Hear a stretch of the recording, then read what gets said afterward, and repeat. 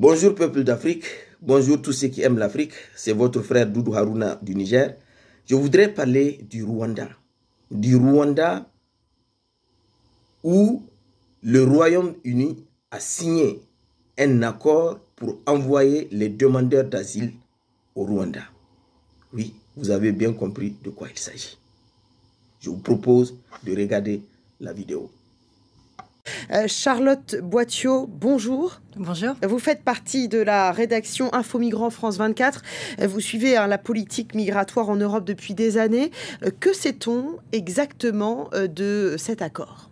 Alors on sait qu'à peine signé, il est déjà largement controversé. Pourquoi ? Parce que cet accord prévoit que les hommes seuls qui arrivent sur le sol anglais via la Manche puissent être envoyés au Rwanda pour le traitement de leurs demandes d'asile. On appelle ça externaliser les demandes d'asile. Alors tous les détails n'ont pas encore été dévoilés, mais ce que l'on sait, c'est que cet accord ne devrait pas concerner les familles, ni les femmes, ni les enfants.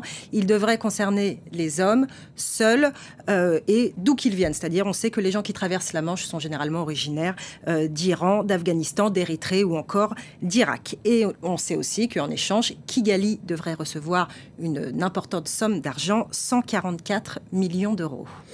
Cela signifie concrètement, pour bien comprendre, Charlotte, que des migrants soudanais, par exemple, qui ont traversé de nombreux pays, on connaît leur long périple pendant des mois, voire des années, pour arriver au Royaume-Uni, seraient renvoyés à 10 000 km de là ? Oui, exactement. En fait, l'accord prévoit que le Royaume-Uni transfère ces personnes par avion depuis Londres jusqu'à Kigali. Alors, les travaillistes anglais dénoncent déjà un plan extrêmement coûteux, inefficace et surtout cruel. Pourquoi cruel ? Parce qu'il faut savoir que ces migrants qui vont être envoyés au Rwanda ne pourraient plus revenir au Royaume-Uni. C'est-à-dire qu'il ne s'agirait plus juste d'une externalisation d'une demande d'asile, mais d'un simple renvoi vers un pays, vers un autre pays. Et même ceux qui obtiennent une protection internationale, même ceux qui obtiennent l'asile, devraient rester au Rwanda. Alors c'est particulièrement cynique de la part de Londres, puisque Londres se défausserait complètement. Ce serait le Rwanda qui assumerait complètement la responsabilité de ces réfugiés. Alors certes, ces réfugiés pourraient bénéficier d'un accès au logement, d'un accès à l'emploi, d'un accès à l'éducation, à la santé, mais ils ne pourraient plus retourner et rentrer au Royaume-Uni. Mais est-ce que c'est légal, ça, Charlotte ? C'est là toute la question du moment. Le Haut Commissariat de l'ONU aux réfugiés s'est exprimé ce matin. Il a bien rappelé que cette loi, cet accord, contrevenait aux accords, à la Convention de Genève, la Convention de Genève qui régit le droit des réfugiés, Convention de Genève à laquelle participe le Royaume-Uni. Et les travaillistes aussi crient justement à l'inefficacité et ils disent que ce plan est tout simplement contraire à l'éthique. Cet accord avec le Rwanda n'est pas finalement très étonnant parce que cela fait des années que Londres durcit sa politique migratoire et tente de freiner ces arrivées de migrants sur son sol. Oui, tout à fait. Cet accord avec le Rwanda est loin d'être surprenant. Priti Patel, la ministre de l'Intérieur britannique, promet depuis des années d'externaliser les demandes d'asile.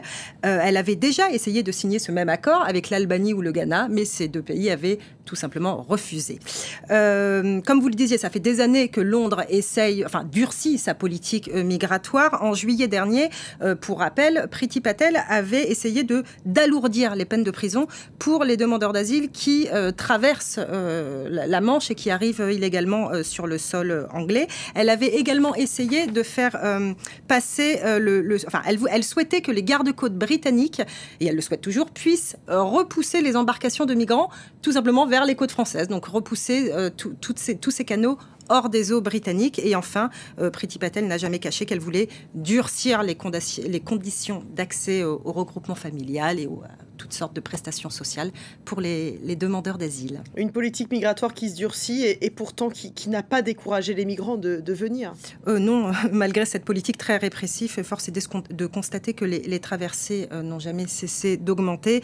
Ils ont même explosé ces dernières années, puisqu'on sait que plus de 28 000 personnes ont traversé la Manche en 2021, selon les chiffres du Home Office. C'est 3 fois plus que l'année précédente. Merci beaucoup, Charlotte Boitiot, de toutes ces précisions sur... Pour beaucoup d'Africains, Paul Kagame est un exemple. Je voudrais bien préciser ici que moi, Paul Kagame n'a jamais été un exemple pour moi et il ne le serait jamais. Parce que tout simplement, c'est un pion de l'Occident. Sinon, comment comprendre ce manque de respect à l'égard du Rwanda? Donc, le Royaume-Uni décide de fuir à ses responsabilités pour accueillir des réfugiés. Oui, ils transforment le Rwanda comme leur dépotoir. Oui. On ne veut pas d'eux ici. On va chercher un pays où on va les amener. Il y aura un traître qui va les accueillir. C'est de ça qu'il s'agit. Vous avez bien entendu dans la vidéo qu'ils ont tenté avec un pays faible, l'Albanie, de l'Europe de l'Est, qui, bien qu'ils sont pauvres, n'ont pas accepté. Le Ghana a refusé. C'est-à-dire, c'est lui qui dit qu'il n'y a pas de problème, vous pouvez venir. Il veut profiter de la situation pour encaisser de l'argent. C'est très grave. Parce que ça, là, c'est un manque de respect à son égard. Et c'est tout à fait normal. Parce que si tu ne te respectes pas, personne ne va te respecter. Même le fait de te demander si tu vas accueillir ces réfugiés chez toi, c'est un manque de respect. Donc pour moi, Paul Kagame ne se respecte pas. Je sais que ça va toucher beaucoup des Africains qui vont regarder la vidéo. Ils seront surpris même d'entendre que Paul Kagame a accepté ça. Mais je suis aussi content d'attendre que deux grands archevêques du Rwanda ont contesté. Je vous propose d'écouter cet audio aussi. Les deux plus hauts dignitaires de l'Église anglicane ont condamné le projet du gouvernement britannique de renvoyer de nombreux demandeurs d'asile au Rwanda. Les archevêques estiment que cette politique revient à sous-traiter les responsabilités de la Grande-Bretagne à d'autres pays. Le ministère anglais de l'Intérieur affirme que ce changement est nécessaire pour empêcher les passeurs de mettre des vies en danger.